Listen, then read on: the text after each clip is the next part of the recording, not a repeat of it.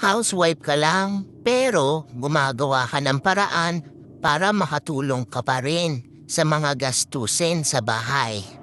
Di ka makapagtrabaho kasi walang gagawa ng gawain mo at hindi mo rin naman maiwan ang mga anak mo. Di naman sa nagrereklamo. Pero ito talaga ang trabaho na sadyang walang sweldo. Kaya nga, umiisip ka ng paraan upang magkaroon ka ng pera kahit papaano.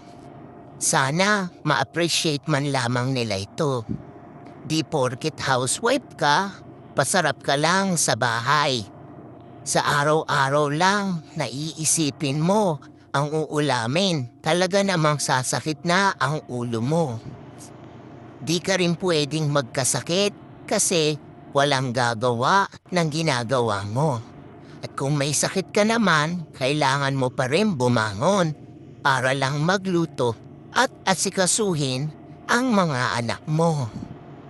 Pero di pa rin yan sapat kasi nga wala ka pa rin ambag.